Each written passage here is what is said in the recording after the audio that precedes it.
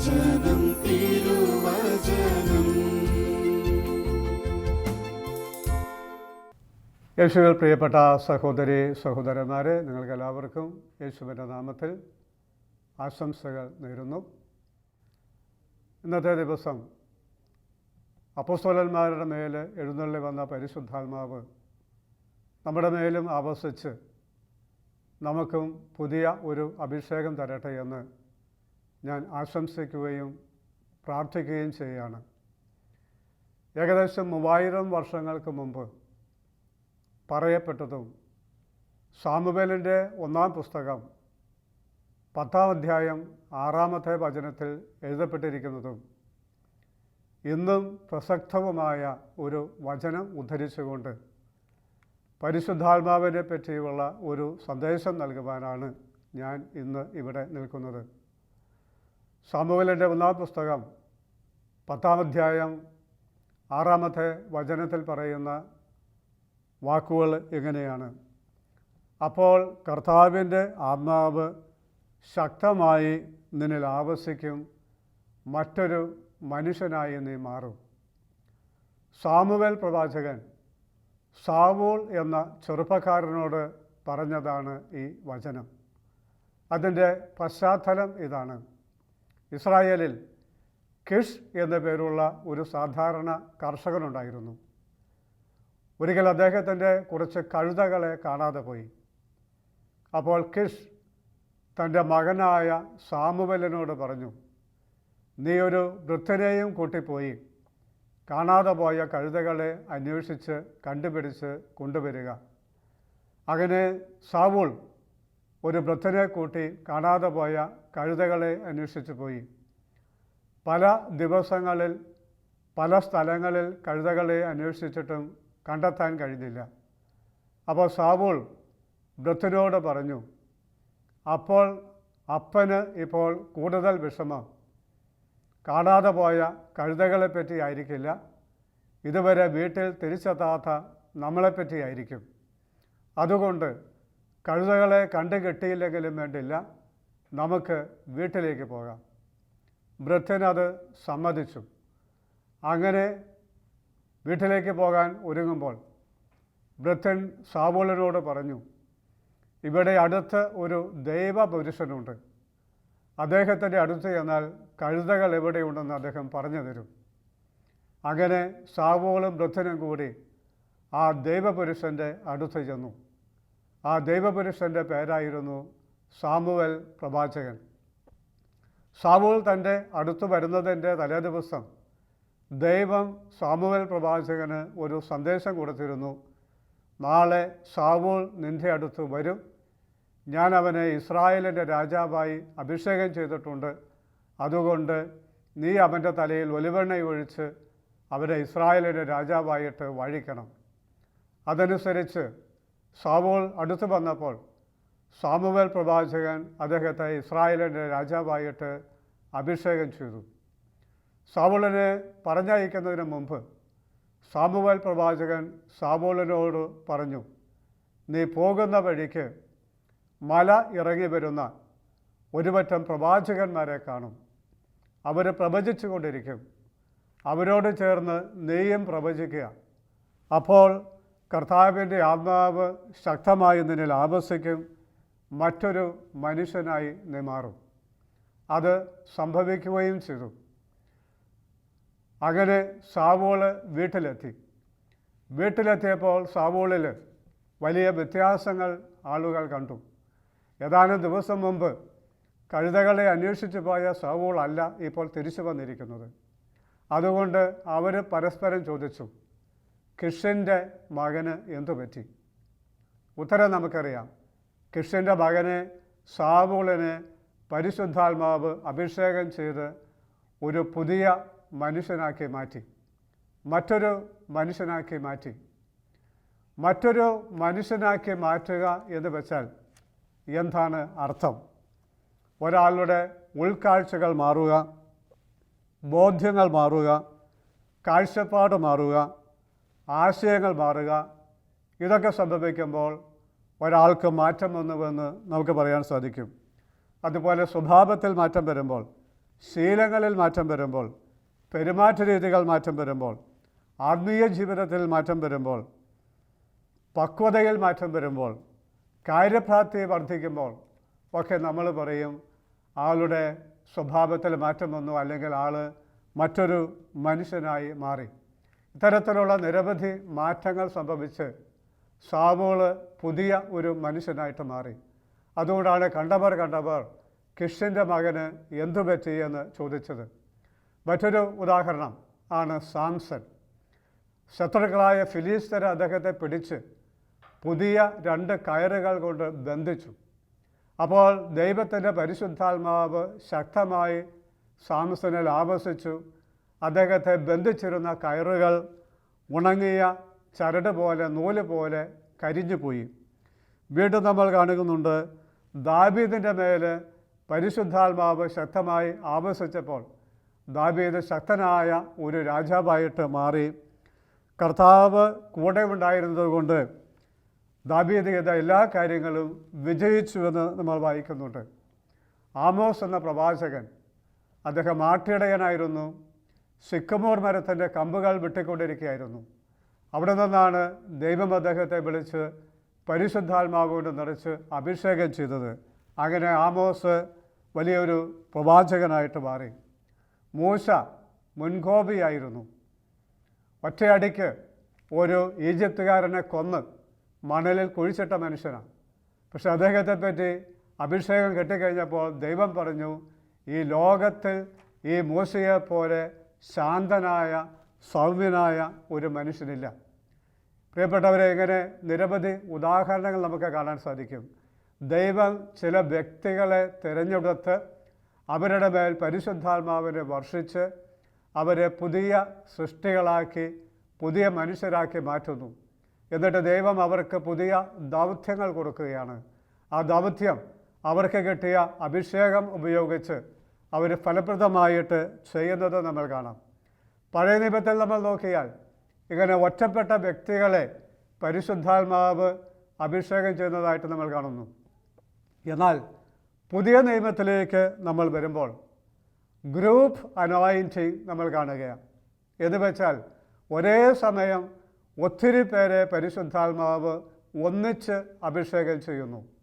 അതിൻ്റെ തുടക്കമാണ് പന്തക്കുസ്ത ദിവസം നടന്നത്. യഹൂദന്മാർക്ക് 3 തീർത്ഥാടന തിരുനാളുകളുണ്ടായിരുന്നു. ദൈവം കൽപ്പിച്ചതനുസരിച്ചാണത്. ഒന്ന് പെസഹ തിരുനാൾ, ഈജിപ്തിലെ അടിമത്തത്തിൽ നിന്ന് പുറപ്പെട്ടതിൻ്റെ ഓർമ്മയായിരുന്നു അവരവിടെ ആചരിച്ചിരുന്നത്. 2 പന്തക്കുസ്ത തിരുനാൾ, വിളവെടുപ്പിൻ്റെ തിരുനാൾ അഥവാ ആദ്യ ഫലങ്ങൾ സ്വീകരിക്കുന്നതിൻ്റെ തിരുനാളാണത്. നമ്മുടെ നാട്ടിലൊക്കെ ഉണ്ടായിരുന്ന അല്ലെ ഇപ്പോഴുള്ള പുത്തരി പെരുന്നാളിന് സമാനമെന്ന് നമുക്ക് പറയാം. 3ാമത്തേതാണ് കൂടാര തിരുനാൾ. വിളവെടുപ്പെല്ലാം കഴിയുമ്പോൾ ധാന്യങ്ങളും വീഞ്ഞുമൊക്കെ സംഭരിച്ച് കഴിയുമ്പോൾ ആചരിക്കുന്ന തിരുനാൾ. ഈ 3 തിരുനാളിനും കർത്താവ് നിർദ്ദേശിക്കുന്ന സ്ഥലത്ത് എല്ലാ പുരുഷ യഹൂദന്മാരും ഒന്നിച്ചു കൂടണമെന്ന് കർത്താവ് കൽപ്പിച്ചിരുന്നു. അങ്ങനെ അവർ ഒന്നിച്ചു കൂടിക്കൊണ്ടിരുന്നത് ജെറൂസലേം ദേവാലയത്തിന് ചുറ്റുമാണ്. യേശുക്രിസ്തു സ്വർഗാരോഹണം ചെയ്തതിൻ്റെ 10ാം ദിവസമായിരുന്നു ഈ പന്തക്കുസ്ത തിരുനാൾ. അതിൽ പങ്കെടുക്കാനായി ലോകത്തിൻ്റെ വിവിധ ഭാഗങ്ങളിൽ നിന്നായി അനേകം പുരുഷന്മാർ, യഹൂദന്മാർ ജെറൂസലേമിൽ സമ്മേളിച്ചിരുന്നു. അങ്ങനെ ഇരിക്കുമ്പോഴാണ് 11 അപ്പോസ്തലന്മാരും മറ്റ് ഏതാനും പേരും കൂടി ഏകദേശം 120 പേര് സെഹിയോൻ മാളികയുടെ 2ാം നിലയിൽ പ്രാർത്ഥിച്ചുകൊണ്ടിരുന്നത്. അങ്ങനെ പന്തക്കുസ്ത ദിവസം സമാഗതമായപ്പോൾ പരിശുദ്ധാത്മാവ് കൊടുങ്കാറ്റടിക്കുന്ന ശബ്ദത്തോടുകൂടി വരികയും തീനാവുകളായി അപ്പോസ്തലന്മാരുടെ മേലിരിക്കുകയും അവരെല്ലാവരും പരിശുദ്ധാത്മാവ് കൊണ്ട് നിറയുകയും ചെയ്തു. ഒറ്റയടിക്ക് ഒരു നിമിഷം കൊണ്ട് അത്രയും പേരെ പരിശുദ്ധാത്മാവ് അഭിഷേകം ചെയ്തു. ആദ്യത്തെ ഗ്രൂപ്പ് അനോയിൻറ്റിങ് നമ്മളവിടെ കാണുകയാണ്. അതിനുശേഷം പത്രോസിനെ കൂട്ടരെ കണ്ടപ്പോൾ അവിടെ ഒന്നിച്ചുകൂടി യഹൂദന്മാർ ചോദിച്ചു. അവർ പരസ്പരം പറഞ്ഞു, ഇവർക്കെന്തു പറ്റി? ഇവർ രാവിലെ മദ്യപിച്ച് ലക്ക് കെട്ടിരിക്കുക, അതുകൊണ്ടാണ് ഇവരെ എങ്ങനെയൊക്കെ കാണിക്കുന്നത്, ഇങ്ങനെയൊക്കെ പറയുന്നത്. പ്രിയപ്പെട്ടവരെ, അപ്പോൾ പത്രോസ് അവരോട് പറഞ്ഞ മറുപടിയുണ്ട്. പ്രിയപ്പെട്ടവരെ, ഇവർ മദ്യപിച്ച് ലക്കകെട്ടവരോ മദ്യപിച്ച് ലഹരി പിടിച്ചവരോ അല്ല, പ്രസ്തുത പരിശുദ്ധാത്മാവിൻ്റെ അഭിഷേകത്താൽ പൂരിതരായവരാണ് ഇവർ. തുടർന്ന് പത്രോസിൻ്റെ അവിടെ ഒരു പ്രസംഗമുണ്ടായി. ആ പ്രസംഗം കേട്ടപ്പോൾ കേൾവിക്കാരായിരുന്ന അനേക യഹൂദന്മാരെ പരിശുദ്ധാത്മാവ് ഒന്നിച്ച് അഭിഷേകം ചെയ്തു. ആ അഭിഷേകം സ്വീകരിച്ച 3000-ഓളം യഹൂദന്മാർ മാനസാന്തരപ്പെടുകയും യേശുവിൽ വിശ്വസിക്കുകയും ജ്ഞാനസ്നാനം സ്വീകരിക്കുകയും ചെയ്തു. നമ്മൾ കാണുന്ന രണ്ടാമത്തെ ഗ്രൂപ്പ് അനോയിൻറ്റിംഗ് ആണത്. വീണ്ടും നമ്മൾ കാണുന്നുണ്ട് അപ്പോസ്തല പ്രവർത്തനത്തിൽ 4-ാം അധ്യായത്തിൽ പത്രോസ് ഇങ്ങനെ ഒരു പ്രാർത്ഥന ചൊല്ലി. പിതാവായ ദൈവമേ, അവിടുത്തെ പരിശുദ്ധ ദാസനും ഞങ്ങളുടെ രക്ഷകനുമായ നസറായനായ യേശുവിൻ്റെ നാമത്തിൽ അത്ഭുതങ്ങളും അടയാളങ്ങളും രോഗശാന്തികളും സംഭവിക്കട്ടെ. ആ ഒറ്റവാചക പ്രാർത്ഥന ചൊല്ലിക്കഴിഞ്ഞപ്പോൾ അവരിരുന്ന സ്ഥലം മുഴുവൻ കുലുങ്ങി. അവരെല്ലാവരും പരിശുദ്ധാത്മാവുകൊണ്ട് നിറഞ്ഞു. അവിടെ അനേക അത്ഭുതങ്ങളും അടയാളങ്ങളും രോഗശാന്തികളുമൊക്കെ സംഭവിച്ചു. ഇന്നും ഈ കരിസ്മാറ്റിക് ധ്യാനങ്ങളും വലിയ കൺവെൻഷനുകളുമൊക്കെ നടക്കുന്ന സ്ഥലങ്ങളിലും നമ്മൾ ഈ ഗ്രൂപ്പ് അനോയിൻറ്റിംഗ് കാണുകയാണ്. നൂറുകണക്കിന് അഥവാ ആയിരക്കണക്കിന് ആളുകളെ ഒരേ സമയം പരിശുദ്ധാത്മാവ് അഭിഷേകം ചെയ്ത് പുതിയ മനുഷ്യരാക്കി മാറ്റുന്നത് നമ്മൾ കാണുകയാണ്. ഏതായാലും ആദ്യത്തെ പന്തക്കുസ്താ ദിവസത്തിലെ പരിശുദ്ധാത്മാവിൻ്റെ അഭിഷേകത്തിലൂടെ ഒരു മാറ്റം സംഭവിച്ചു ഈ പന്തക്കുസ്താ തിരുനാളിന്. അതുവരെ പന്തക്കുസ്താ തിരുനാൾ വിളവെടുപ്പിൻ്റെ ആദ്യഫലങ്ങൾ സ്വീകരിക്കുന്നതിൻ്റെ തിരുനാളായിരുന്നെങ്കിൽ അന്നു മുതൽ പന്തക്കുസ്താ തിരുനാൾ ആത്മാക്കളുടെ വിളവെടുപ്പിൻ്റെ തിരുനാളായി മാറി. അതുവരെ ധാന്യങ്ങളുടെ വിളവെടുപ്പ് തിരുനാളായിരുന്നെങ്കിൽ പരിശുദ്ധാത്മാവിൻ്റെ അഭിഷേകം നടന്ന അന്നു മുതൽ പന്തക്കുസ്താ തിരുനാൾ ആത്മാക്കളുടെ വിളവെടുപ്പിൻ്റെ തിരുനാളായി മാറി. ആദ്യത്തെ ആ പഴയ നിയമത്തിലെ വിളവെടുപ്പിനെ അല്ല നമ്മൾ ഉദ്ദേശിക്കുക. പരിശുദ്ധാത്മാവ് നൽകിയ ഈ അഭിഷേകത്തെയും ആ കൊയ്ത്ത് ഉത്സവത്തെയും ആത്മാക്കളുടെ കൊയ്ത്ത് ഉത്സവത്തെയാണ് നമ്മൾ അനുസ്മരിക്കുന്നത്. അതോടൊപ്പം തന്നെ മറ്റൊരു പ്രത്യേകത കൂടി നമ്മൾ കാണുകയാണ്. അന്നാണ് കത്തോലിക്ക സഭ ആരംഭം കുറിച്ച ദിവസം. സഭയുടെ ഉദ്ഘാടനം നടന്ന ദിവസമാണിത്. പരിശുദ്ധാത്മാവിനെ സ്വീകരിക്കുന്ന വ്യക്തി പുതിയ മനുഷ്യരായി മാറുമെന്ന് നമ്മൾ കേട്ടല്ലോ. സാവൂള് പരിശുദ്ധാത്മാവിനെ സ്വീകരിച്ചപ്പോൾ പുതിയ മനുഷ്യനായി മാറി. സാംസൺ പരിശുദ്ധാത്മാവിനെ സ്വീകരിച്ചപ്പോൾ പുതിയ മനുഷ്യനായി മാറി. ദാവീദ് പരിശുദ്ധാത്മാവിനെ സ്വീകരിച്ചപ്പോൾ പുതിയ മനുഷ്യനായി മാറി. ആമോസ് പരിശുദ്ധാത്മാവിനെ സ്വീകരിച്ചപ്പോൾ പുതിയ മനുഷ്യനായി മാറി. അപ്പോസ്തലന്മാർ പരിശുദ്ധാത്മാവിനെ സ്വീകരിച്ചപ്പോൾ പുതിയ മനുഷ്യരായി മാറി. ക്രിസ്ത്യാനികളെ പീഡിപ്പിക്കുകയും കൊല്ലുകയും ചെയ്ത് നടന്ന ശൗൽ അഥവാ പൗലോസ് പരിശുദ്ധാത്മാവിനെ സ്വീകരിച്ചപ്പോൾ പുതിയ മനുഷ്യരായി മാറി. യേശുക്രിസ്തു രാജ്യദ്രോഹിയാണ്, ദൈവദ്രോഹിയാണ് എന്ന് പറഞ്ഞു നടന്ന പൗലോസ് യേശു രക്ഷകനാണ്, അവനിൽ വിശ്വസിക്കുക, നീയും നിൻ്റെ കുടുംബവും രക്ഷ പ്രാപിക്കുമെന്ന് പ്രസംഗിച്ച് നടക്കാൻ തുടങ്ങി. കരിസ്മാറ്റിക് ധ്യാനത്തിലെ കള്ളത്തരങ്ങൾ കണ്ടുപിടിച്ച് നാട്ടുകാരോട് പറയാൻ വേണ്ടി ആരും അറിയാതെ കരിസ്മാറ്റിക് ധ്യാനത്തിന് പോയ ഒരു സഹോദരന് പരിശുദ്ധാത്മാവിൻ്റെ അഭിഷേകം കിട്ടിയപ്പോൾ അദ്ദേഹം ഒന്നാം തരം ഒരു വചനപ്രഘോഷകനും ആത്മീയ ശുശ്രൂഷകരും കൗൺസിലറുമായിട്ട് മാറി. ബാറ് നടത്തുന്നതിന് മദ്യവ്യാപാരത്തെ ന്യായീകരിക്കുകയും ചെയ്തിരുന്ന ഒരു മനുഷ്യൻ്റെ മേൽ പരിശുദ്ധാത്മാവ് ഇറങ്ങി വന്ന് അഭിഷേകം ചെയ്തപ്പോൾ അദ്ദേഹം ബാറ് പൂട്ടുകയും വചനപ്രഘോഷകനും ആത്മീയ ശുശ്രൂഷകനുമായിട്ട് മാറുകയും ചെയ്തു. മദ്യപിക്കുകയും വീട്ടിൽ വന്ന് വഴക്കുണ്ടാക്കുകയും നിരന്തരം ഭാര്യയെ മർദ്ദിക്കുകയും ചെയ്തിരുന്ന ഒരു കുടുംബനാഥൻ കരിസ്മാറ്റിക് ധ്യാനം കൂടി പരിശുദ്ധാത്മാവിൻ്റെ അഭിഷേകം സ്വീകരിച്ചപ്പോൾ മദ്യപാനം നിർത്തി, പുകവല നിർത്തി, വീട്ടിൽ വഴക്കുണ്ടാക്കുന്നത് നിർത്തി, ഭാര്യയെ തല്ലുന്നു നിർത്തി. അദ്ദേഹം ഒരു വചനപ്രഘോഷകനായി മാറി എന്നറിയപ്പെടുന്ന ഒരു കൗൺസിലറായിട്ട് അദ്ദേഹം സേവനം ചെയ്യുന്നുണ്ട്. മന്ദതയിൽ ജീവിച്ചിരുന്ന എത്രയോ വൈദികർ ധ്യാനങ്ങൾ കൂടി പരിശുദ്ധാത്മാവിൻ്റെ അഭിഷേകം സ്വീകരിച്ചപ്പോൾ തീഷ്ണതയുള്ള വൈദികരായിട്ട് മാറി. കരിസ്മാറ്റിക് ധ്യാനത്തെയും കരിസ്മാറ്റിക് പ്രാർത്ഥനാ ഗ്രൂപ്പിനെയും പരിശുദ്ധാത്മാവിൻ്റെ വരദാന ഫലങ്ങളെയും ഒക്കെ പുച്ഛത്തോടെ കണ്ടിരുന്ന ഒരു വൈദികൻ ഒരിക്കലും ആരും അറിയാതെ ഒരു കരിസ്മാറ്റിക് ധ്യാനത്തിന് പോയി. ധ്യാനത്തിൽ വെച്ച് അദ്ദേഹം ഒരു പുതിയ മനുഷ്യനായി മാറി. ധ്യാനം കഴിഞ്ഞ് വന്നതിൻ്റെ പിറ്റേ ദിവസം ആളുകൾ രാവിലെ പള്ളിയിലേക്ക് വരുമ്പോൾ അവർ അസാധാരണമായ ഒരു കാഴ്ച കൊണ്ടു. അൾത്താരയിൽ വിശുദ്ധ കുർബാന എഴുന്നള്ളിച്ച് വെച്ചിരിക്കുന്നു. ഈ അച്ഛൻ അതിൻ്റെ മുമ്പിൽ ഒറ്റയ്ക്ക് മുട്ടുകുത്തി ജപമാല കൈപ്പിടിച്ച് കരങ്ങൾ പിടിച്ച് കൊന്ത ചെല്ലുന്നു. ആളുകളും ആ കൂട്ടത്തിൽ കൂടി. പെട്ടെന്ന് ആ വിഷയം സംസാര വിഷയമായി ഇടവകയിൽ അങ്ങനെ കൂടുതൽ ആളുകൾ വരാൻ തുടങ്ങി. അവസാനം കുർബാനയ്ക്ക് മുമ്പ് ആ പള്ളി നിറച്ച് ആളുകൾ ആരാധനയിൽ പങ്കെടുക്കുന്ന ഒരു സ്ഥിതി ഉണ്ടായി. ഒരച്ഛന് അഭിഷേകം കിട്ടിയപ്പോൾ ഉണ്ടായ മാറ്റമാണ്. ലോകമോഹങ്ങളുമായി നടന്ന എത്രയോ ചെറുപ്പക്കാർ പരിശുദ്ധാത്മാവിൻ്റെ അഭിഷേകം സ്വീകരിച്ച് ദൈവവിളിയുള്ള തീഷ്ണതയുള്ള വൈദികരായി മാറിയിരിക്കുന്നു. മദ്യപാനവും വഴക്കമായി നടന്ന എത്രയോ കുടുംബനാഥന്മാർ അഭിഷേകം സ്വീകരിച്ചപ്പോൾ സമാധാനവും സ്നേഹവും നൽകുന്ന കുടുംബനാഥന്മാരായി മാറിയിരിക്കുന്നു. വിശ്വാസം, പ്രാർത്ഥന, കൂദാശകളിവയൊക്കെ ഇല്ലാതെ നടന്ന അനേക മനുഷ്യർ അഭിഷേകം സ്വീകരിച്ചപ്പോൾ ആഴമുള്ള വിശ്വാസികളും കൂദാശകൾ സ്വീകരിക്കുന്നവരും പ്രാർത്ഥിക്കുന്നവരുമായി മാറി നമ്മളോടൊപ്പം ജീവിക്കുന്നത് നമ്മൾ കാണുകയാണ്.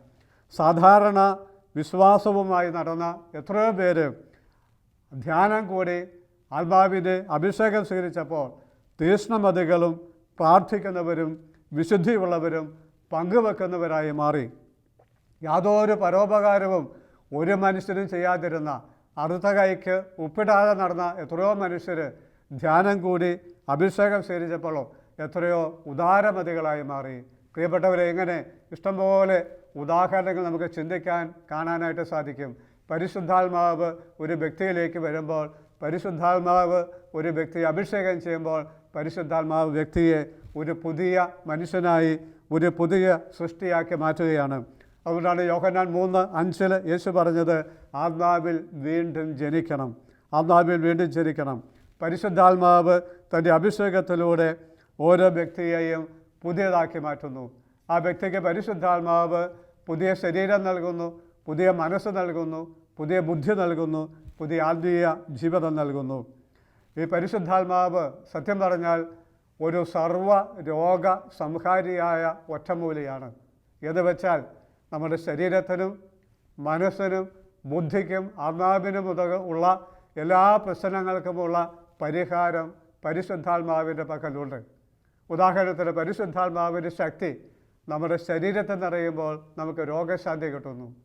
പരിശുദ്ധാത്മാവ് നമ്മുടെ ആത്മാവിൽ നിറയുമ്പോൾ നമ്മൾക്ക് ദൈവസ്നേഹവും ദൈവവിശ്വാസവും വർദ്ധിക്കുന്നു. പരിശുദ്ധാത്മാവ് ബുദ്ധിയിൽ നിറയുമ്പോൾ നമ്മളിലുള്ള ഒത്തിരി തെറ്റിദ്ധാരണകൾ, മുൻവിധികളൊക്കെ മാറി ശരിയായ അറിവ് നമുക്ക് കിട്ടുന്നു, ജ്ഞാനം നമുക്ക് കിട്ടുന്നു. ഇമ്മാവൂസ് യാത്രയിൽ നമ്മൾ കാണുന്നുണ്ട്, യേശുക്രിസ്തു വചനം വ്യാഖ്യാനിച്ചു കൊടുത്തപ്പോൾ അവർ പറയുന്നുണ്ട്, അവൻ വഴിക്ക് വെച്ച് വചനം വ്യാഖ്യാനിച്ചപ്പോൾ നമുക്ക് അതിൻ്റെ അന്തരാർത്ഥം മനസ്സിലായല്ലോ എന്ന്. ഇതുപോലെ പരിശുദ്ധാത്മാവ് ബുദ്ധിയെ പ്രകാശിപ്പിക്കും. അതുപോലെ പരിശുദ്ധാത്മാവ് മനസ്സിൽ നിറയുമ്പോൾ മനസ്സിൽ ആന്തരിക സൗഖ്യമുണ്ടാകുകയും പരിശുദ്ധാത്മാവിൻ്റെ ഫലങ്ങൾ കൊണ്ട് നിറയുകയും ചെയ്യും. പ്രിയപ്പെട്ടവരെ, പരിശുദ്ധാത്മാവ് ഒരു വ്യക്തിയിൽ നിറയുമ്പോൾ 3 സെറ്റ് അനുഗ്രഹങ്ങളാണ് പരിശുദ്ധാത്മാവ് ആ വ്യക്തിക്ക് നൽകുന്നത്. അതിൽ ഒന്നാമത്തെ സെറ്റാണ് പരിശുദ്ധാത്മാവിൻ്റെ ദാനങ്ങൾ, രണ്ടാമത്തെ സെറ്റാണ് പരിശുദ്ധാത്മാവിൻ്റെ വരങ്ങൾ, മൂന്നാമത്തെ സെറ്റാണ് പരിശുദ്ധാത്മാവിൻ്റെ ഫലങ്ങൾ. അതായത് ഒരു വ്യക്തിയെ പരിശുദ്ധാത്മാവ് അഭിഷേകം ചെയ്യുമ്പോൾ പരിശുദ്ധാത്മാവ് ആ വ്യക്തിക്ക് കൊടുക്കുന്ന അനുഗ്രഹങ്ങളാണ് വരങ്ങളും ദാനങ്ങളും ഫലങ്ങളും. ഞാനിതേപ്പറ്റിയൊക്കെ ഓരോ വാക്ക് പറയാനാണ് ഇനിയുള്ള സമയം ഉപയോഗിക്കുക. പരിശുദ്ധാത്മാവ് ഒരു വ്യക്തിയെ അഭിഷേകം ചെയ്യുമ്പോൾ കൊടുക്കുന്ന ദാനങ്ങളിൽ ഒന്നാണ് ജ്ഞാനം. ഈ ജ്ഞാനം പരിശുദ്ധാത്മാവ് നൽകുമ്പോൾ ആ വ്യക്തിക്ക് കൂടുതൽ ദൈവാനുഭവമുണ്ടാകും, ആ വ്യക്തിക്ക് ആത്മീയമായ മരവിപ്പ് മാറും, ആ വ്യക്തിയുടെ വിശ്വാസം വർദ്ധിക്കും, ആ വ്യക്തിയുടെ പ്രാർത്ഥനാ ജീവിതം മെച്ചപ്പെടും. പരിശുദ്ധാത്മാവ് ബുദ്ധി നൽകുമ്പോൾ ദൈവവചനത്തിൻ്റെ തിരുവചനങ്ങളുടെ അന്തരാർത്ഥം മനസ്സിലാക്കും. അത് ആത്മീയമായ വളർച്ചയ്ക്ക് കാരണമായി തീരും. പരിശുദ്ധാത്മാവ് അറിവ് നൽകുമ്പോൾ ദൈവം തരുന്ന ആനന്ദമാണ്, പരിശുദ്ധാത്മാവ് തരുന്ന സന്തോഷമാണ് പാപത്തിൻ്റെ രസത്തിനേക്കാൾ വലുത് എന്ന് ബോധ്യപ്പെടും. അങ്ങനെ ബോധ്യപ്പെടുന്ന വ്യക്തികൾ പിന്നെ പാപത്തിൻ്റെ രസത്തിൻ്റെ പുറകെ പോവില്ല. നമ്മളെല്ലാം കേട്ടുപരിചയമുള്ള വിശുദ്ധ അഗസ്റ്റിൻ വളരെ മോശമായി ജീവിച്ച ആളാണ്, വ്യഭിചാരം ചെയ്ത മനുഷ്യനാണ്. പിന്നീട് മാനസാന്തരപ്പെട്ട് സെമിനാരിൽ പോയി വൈദികനും മെത്രാനും വിശുദ്ധനുമൊക്കെയായി. മാനസാന്തരം കഴിഞ്ഞ് സെമിനാരിയിൽ പോകുന്നതിന് മുമ്പ് അദ്ദേഹം ഒരിക്കൽ ഇങ്ങനെ നടന്നു പോകുമ്പോൾ അദ്ദേഹവുമായി പാപം ചെയ്തൊരു സ്ത്രീയെ കണ്ടു. ആ സ്ത്രീ അഗസ്റ്റിനെ വീണ്ടും പാപം ചെയ്യാൻ വിളിച്ചു. അഗസ്റ്റിൻ പറഞ്ഞു, ഞാൻ വരുന്നില്ല. അപ്പോൾ ആ സ്ത്രീ നിർബന്ധിച്ചു. അഗസ്റ്റിൻ ഒഴിഞ്ഞു മാറി. അപ്പോൾ ആ സ്ത്രീ ചോദിച്ചു, അതെ, ഇത്രയും കാലം നിങ്ങൾ എന്നെ അന്വേഷിച്ച് ഇങ്ങോട്ട് വരുമായിരുന്നു, ഇപ്പോൾ എന്തേ ഞാൻ നിങ്ങളെ അങ്ങോട്ട് നിർബന്ധിച്ചിട്ട് നിങ്ങൾ സഹകരിക്കാത്തത്? അപ്പോൾ അഗസ്റ്റിൻ പറഞ്ഞു, അതെ, പണ്ട് ഒരു രസത്തിന് എനിക്ക് നിന്നെയും നിന്നെപ്പോലെയുള്ളവരെ അടുത്ത് വരണമായിരുന്നു. എന്നാൽ ഇപ്പോൾ അതുകൂടാതെ തന്നെ അതിനേക്കാൾ ശ്രേഷ്ഠമായ ദൈവം തരുന്ന ആനന്ദം ഞാൻ കണ്ടെത്തുകയാണ്. ഞാനിപ്പോൾ പുതിയ അഗസ്റ്റിനാ, നീ ഇപ്പോഴ പഴയ സ്ത്രീയാ, എനിക്ക് വരാൻ പറ്റത്തില്ല, ഞാൻ പോട്ടെ. പണ്ട് അങ്ങോട്ട് അന്വേഷിച്ച് കണ്ടെത്തി തെറ്റ് ചെയ്ത മനുഷ്യൻ ഇപ്പോൾ ഇങ്ങോട്ട് നിർബന്ധിച്ചിട്ടും വേണ്ട എന്ന് പറഞ്ഞു പോകുന്നു. കാരണം അതിനൊക്കെ ശ്രേഷ്ഠമായ ആനന്ദം ദൈവം നൽകി. ഇതാണ് പരിശുദ്ധാത്മാവിലൂടെ ഈ ആനന്ദം കണ്ടെത്തുന്ന വ്യക്തികൾ പാപത്തിൻ്റെ രസം ഉപേക്ഷിക്കാൻ തയ്യാറാകും. മഗ്ദലേന മറിയവും സമറിയക്കാരി സ്ത്രീയും സഖേബൂസുമൊക്കെ ഇതിന് ഉദാഹരണങ്ങളാണ്. അതാവിൻ്റെ മറ്റൊരു ദാനമാണ് ആലോചന. നമ്മുടെ വ്യക്തി ജീവിതത്തിൽ തെറ്റുപറ്റാത്ത തീരുമാനമെടുക്കുവാനും തെറ്റുപറ്റാത്ത തീരുമാനമെടുക്കാൻ മറ്റുള്ളവർക്ക് ഉപദേശം നൽകുവാനുമൊക്കെ ഈ ദാനം നമ്മളെ സഹായിക്കും. അതുകൊണ്ട് നമ്മുടെ പ്രായോഗിക ജീവിതത്തിൽ നമുക്ക് വളരെ ഉപകാരപ്പെടും. രണ്ടാമത്തെ സെറ്റാണ് പരിശുദ്ധാത്മാവിൻ്റെ ഫലങ്ങൾ. ഈ ഫലങ്ങളിൽ ഒന്നാണ് സ്നേഹം. പരിശുദ്ധാത്മാവ് നമ്മൾ സ്നേഹം നിറയ്ക്കുമ്പോൾ നമ്മളിലുള്ള വെറുപ്പ്, വിദ്വേഷ, ശത്രുത, ഭിന്നത, വിഭാഗചിന്ത, കലഹവാസന തുടങ്ങിയപ്പോൾ നമ്മളെ വിട്ടുപോകും. പരിശുദ്ധാത്മാവ് നമ്മളിൽ ആനന്ദം നിറയ്ക്കുമ്പോൾ നിരാശയും സങ്കടവും മാറിപ്പോകും. പരിശുദ്ധാത്മാവ് സമാധാനം തരുമ്പോൾ ഭയവും വിഷാദവും ഉത്കണ്ഠയും നമ്മളെ വിട്ടുപോകും. പരിശുദ്ധാത്മാവ് നമ്മളെ ക്ഷമ കൊണ്ട് നിറയ്ക്കുമ്പോൾ മറ്റുള്ളവരോട് ക്ഷമിക്കാൻ നമുക്ക് സാധിക്കും. പ്രതികൂല സാഹചര്യങ്ങളിൽ ശാന്തത പുലർത്താൻ നമുക്ക് സാധിക്കും. പരിശുദ്ധാത്മാവ് നമ്മളെ നന്മ കൊണ്ട് നിറയ്ക്കുമ്പോൾ കുറ്റം കാണുക, കുറ്റങ്ങൾ മനസ്സ് സൂക്ഷിക്കുക, കുറ്റങ്ങൾ പറയുക എന്നീ അവസ്ഥകൾ നമ്മളെ വിട്ടുപോകും. പരിശുദ്ധാത്മാവ് നമുക്ക് സൗമ്യത തരുമ്പോൾ എന്തിനേയും എതിർക്കുക, ധിക്കരിക്കുക, ചോദ്യം ചെയ്യുക എന്ന അവസ്ഥകൾ നമ്മളെ വിട്ടുപോകും. പരിശുദ്ധാത്മാവ് ആത്മസംയമനം തരുമ്പോൾ മുൻകോപം, സ്വാർത്ഥത, എടുത്തുചാട്ടം, ദുശ്ശീലങ്ങൾ, തഴക്കദോഷങ്ങൾ എന്നിവയെല്ലാം നമ്മൾ വിട്ടുപോകും. ചുരുക്കി പറഞ്ഞാൽ പരിശുദ്ധാത്മാവിൻ്റെ ഫലങ്ങൾ സ്വീകരിക്കുന്നതിലൂടെ തന്നെ നമ്മൾ പുതിയ മനുഷ്യനായിട്ട് മാറുകയാണ്. ഇതിന് പുറമെയാണ് പരിശുദ്ധാത്മാവിൻ്റെ വരങ്ങൾ. രോഗശാന്തിപരം, ദർശനപരം, പ്രവചനപരം, ദുഷ്ടാരൂപികളെ തിരിച്ചറിയാനും ബന്ധിക്കുവാനുള്ള വരങ്ങളൊക്കെ പരിശുദ്ധാത്മാവ് തരുന്നു. ഇത്തരം വരങ്ങൾ കൂടുതൽ മികച്ച ശുശ്രൂഷ ചെയ്യുവാൻ, മറ്റുള്ളവർക്ക് കൂടുതൽ അനുഗ്രഹമായി തീരുവാൻ നമ്മളെ സഹായിക്കും.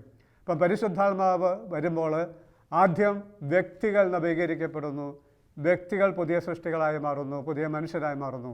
അങ്ങനെ അനേക വ്യക്തികൾ പരിശുദ്ധാത്മാവിനാൽ നവീകരിക്കപ്പെട്ട് പുതിയ മനുഷ്യരായി തീരുമ്പോൾ അതിൻ്റെ ഫലമായിട്ട് സമൂഹത്തിലും മാറ്റം വരും. അങ്ങനെ പരിശുദ്ധാത്മാവിൻ്റെ അഭിഷേകത്തിന് ഒരു സാമൂഹ്യവശമുണ്ട്. കാരണം ആത്മാവിനെ നിറഞ്ഞ അനേക മനുഷ്യർ ഒന്നിച്ചുണ്ടാകുമ്പോൾ സമൂഹത്തിൻ്റെ മൊത്തത്തിലുള്ള സ്വഭാവം, പെരുമാറ്റ രീതികളൊക്കെ മാറും.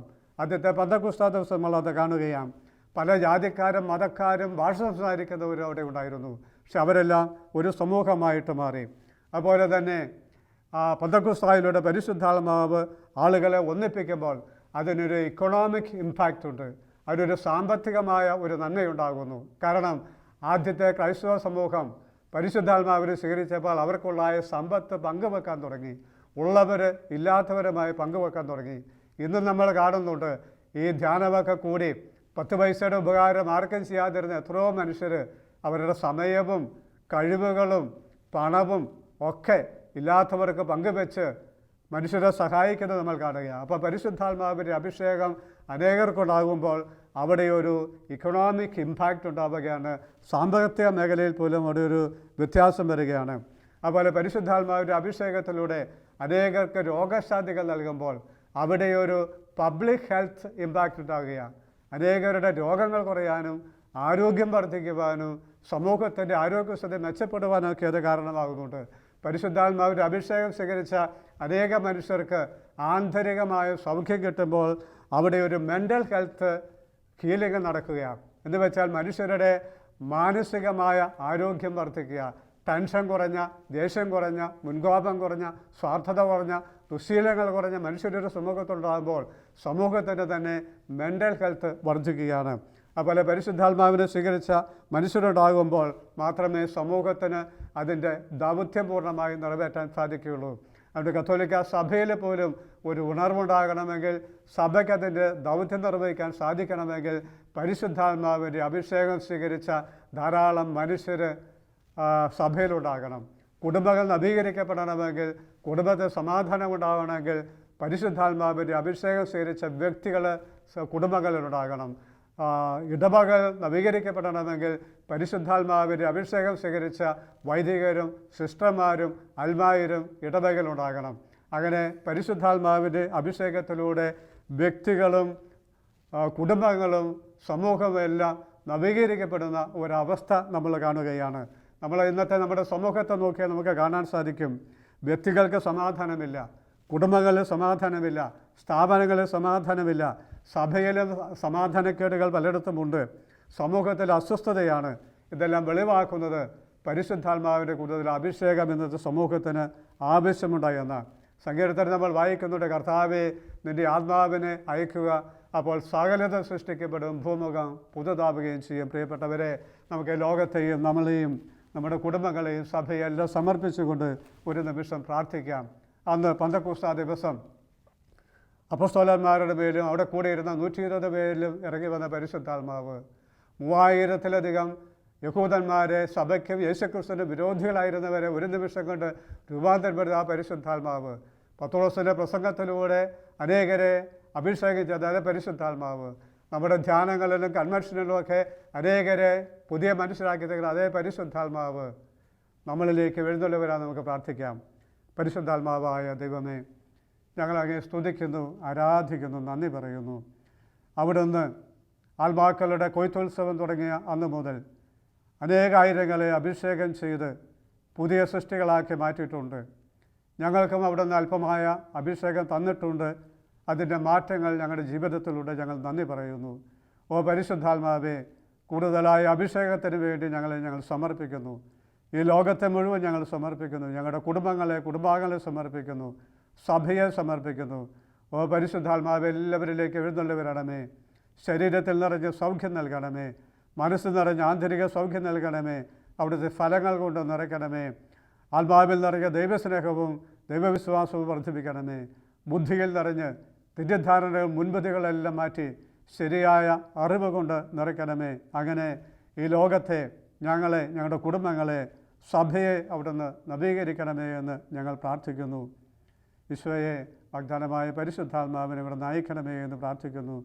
പരിശുദ്ധാത്മാവിനാൽ പൂരിതയായിരുന്ന പരിശുദ്ധ ദൈവമാതാവേ, ഞങ്ങൾക്ക് പുതിയൊരു അഭിഷേകം കിട്ടുന്നതിന് വേണ്ടി അമ്മ ഞങ്ങൾക്ക് വേണ്ടി പ്രത്യേകമായിട്ട് പ്രാർത്ഥിക്കണമേ. പിതാവിൻ്റെയും പുത്രൻ്റെയും പരിശുദ്ധാത്മാവിൻ്റെയും നാമത്തിൽ ആമേൻ.